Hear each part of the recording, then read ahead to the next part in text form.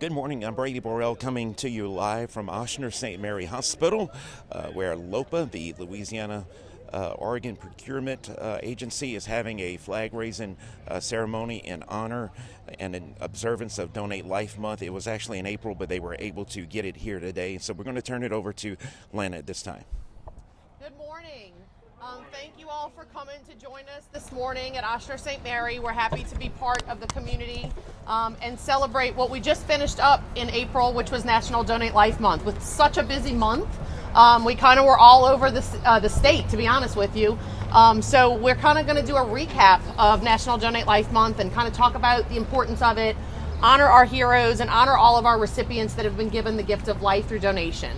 I just want to read a little something about National Donate Life Month in 2023, and then we're going to do our flag raising, and then we'll do a brief butterfly release, so and hear from one of our recipients in your community. So for National Donate Life Month in 2023, Donate Life America was inspired by the natural world of a pond coming to life in the spring.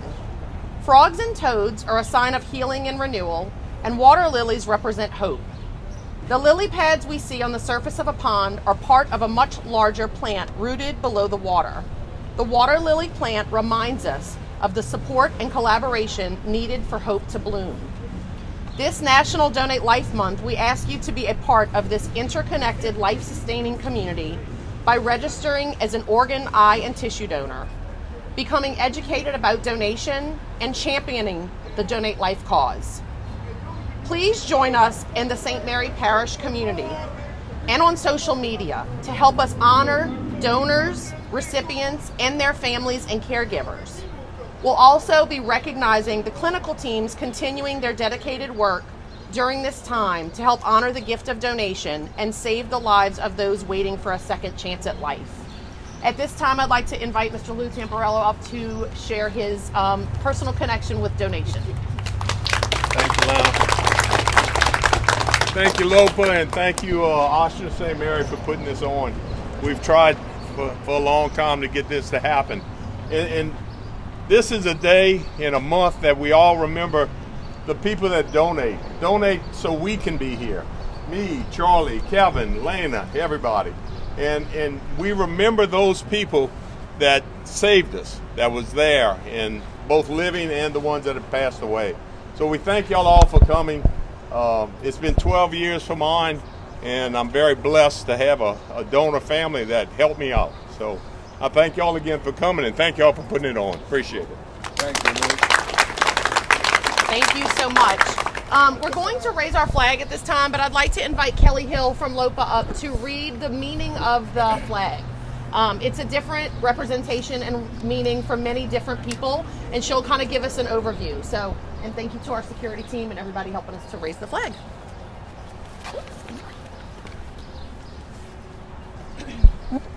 What exactly does the flag represent? Well, that depends.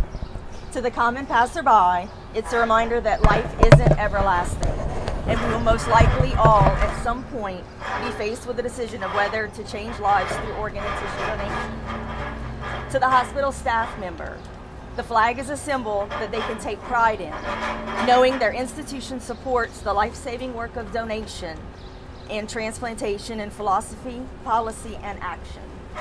To the RN whose feet are tired after spending a long 12-hour shift taking care of a donor, this flag is a thank you. Thank you for having the compassion for your patients' grieving family, and the several lives your patient will hopefully change through organ and tissue donation. To the donor family, this flag is a representation of the many ways their loved one continues to live on in this world, not only in the hearts and minds of those that personally knew him, but in the quiet gratitude that complete strangers touched by the generous gift of life. And finally, to the recipients and to those that continue to wait on the transplant list. This flag is a beacon of hope, a reminder that there are people out there willing to say yes to organ and tissue donation and capable of reaching through their grief to help someone else in need.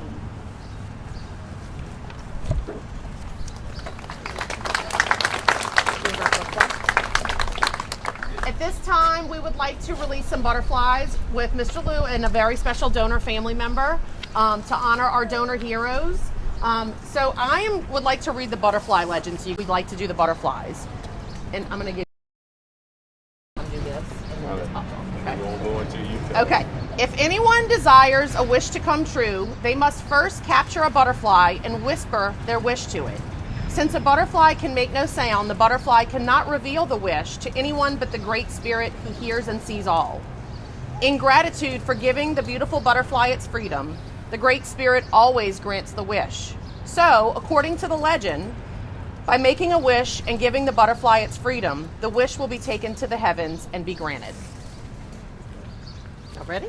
Ready. Let me just say, Miss Edie here is the grandmother of Mr. Miles Liner that helped so many people because he was an organ donor. 6 people. And I got to tell y'all, in October, he was involved in an accident and he was able to donate. In November, the next month, I saw her at the ceremony at All Saints Day. And she came up to me and she said, "Oh, I think of Miles and you every time I see you." And I go, "Oh my gosh." And she said, "No," she said, "because Miles was able to help people like you." So I just want to say, Miss Edie, thank you for being here. Thank you. And do the honors, dear, for Miles.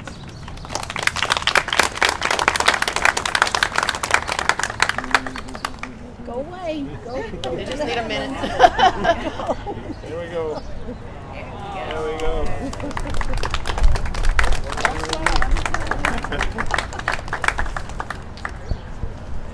Thank you. Thank you. And just to let a few people know, Mr. Charlie Solar went 19 times before he was able to find a match.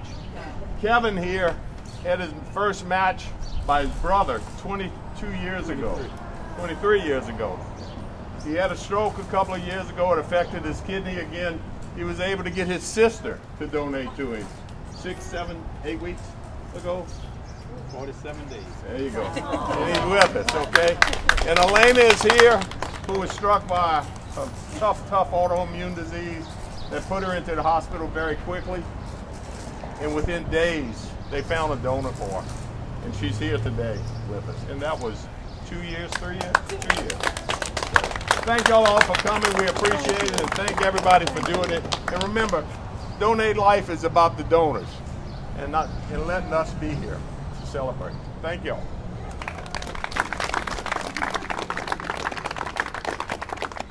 Thank y'all so much. It's been so nice to see such a great turnout. So please feel free to sit and visit as long as you can or want to. I understand some of our staff members have to get back to work though. There you Let's go. see. Let's let them. We're going to let them go. Out there. We're going to speak to Councilman Lou Tamparello. Of course, Mr. Tamparello, you were just speaking. This is very personal to you. Yes, it is. 12 years ago, I was diagnosed with cirrhosis of the liver, and I had lost a kidney 2 years prior to that.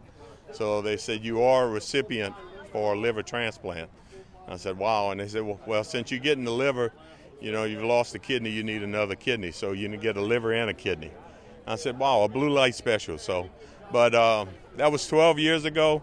I was so lucky. I spent a week in the hospital and a week at the Brent House recuperating, and I was home. And knock on wood, it's been a great 12 years, June 29th. I had a fantastic surgeon, a fantastic nurse, and a terrific caregiver, and that's why I'm here today. Of course, for those who are on the edge, maybe they're trying to decide if they should become a donor or not. What do you tell them? Just look around these kind of functions and people that it helps and saves. I mean, Elena herself, a school teacher, so young, and I mean, she was near death. They had to actually put her in a coma to keep her body quiet and everything, and they were able to find it. And now, 2 years later, she's here with us. So it allowed her to continue her life with her kids. In my case, it allowed me to see many grandchildren being born and a lot of other things. So it's anybody that even has any inclination, please sign up. It's effortless, and you're helping so many people after you're gone. And you can do it as a living donor, too, nowadays. So, There you go. Well, thank you very much. Brady. You got it. Thanks for inviting us, Morgan City Councilman Lou Tamparella. We're going to invite Miss Lana to come in, and she is with LOPA. Thank you very much, Lana, for this event. You've got it, for having us out here today. So I was speaking to Mr. Tamparella, and you've got there are several out here that have received donations that I know personally. It's very personal to them. I asked Mr. Tamparella the same question. For those who are on the fence about maybe becoming a donor, what do you tell them? So, my job as an educator is to get the word out about donation and to spread awareness for our Louisiana donor registry. Is do your research. Find out why this is a good fit, what the actual facts are about. Don't listen to those myths that you may hear on TV or in Hollywood or wherever, or just from the person down the street. You can go to our website, which is lopa.org, and you will get all types of resources through our website, as well as a 5-minute sign-up registry. If you haven't done so on your driver's license, you can do it in 5 minutes on our website. So I definitely encourage people to do your research and talk to your family. Have these conversations with your family about what's important for your end of life. Miss Edie, I believe it is, her grandson Miles Liner, we're all familiar in this area with his story. He impacted 6 lives. What are the most common organs that are donated to save that many lives? So one healthy organ donor actually has the potential to save up to 8 people's lives, and that's through heart, lungs, liver, kidneys, pancreas, and small intestinal transplants. There's 50 to 75 patients more that can be affected through tissue donation and transplant. So lots of things we don't think about, like soft tissues and skin, corneas in the eyes can help restore sight. So those life-saving organs are incredible. And like I said, up to 8 people's lives can be saved from one healthy organ donor potentially, but there's lots of opportunity for tissue donation as well. You and I were speaking about a story when I was living in Lafayette. Some co-workers of mine, a husband and wife team, Hans and Jen, they lost their son in a tragic accident, Christian Nelson.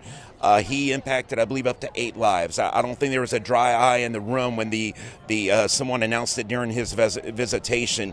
Someone young like that, but it doesn't take someone young like Christian at 21, could be any age, to be a donor. Any age, absolutely. We encourage anybody, if this is something you believe in, if something you want to do, register. Leave it up to the medical professionals at the time of death to make that decision.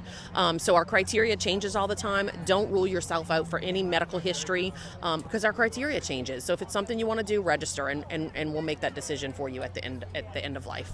I know you can become an organ donor when you renew your license, when you get your license, but if they don't want to wait that long, what can they do? Go to our website today.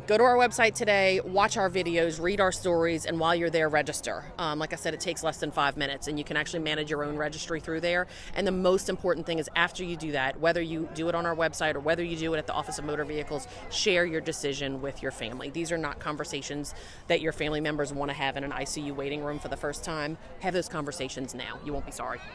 Lou mentioned a living donor. Explain that. So living donation, we absolutely encourage it.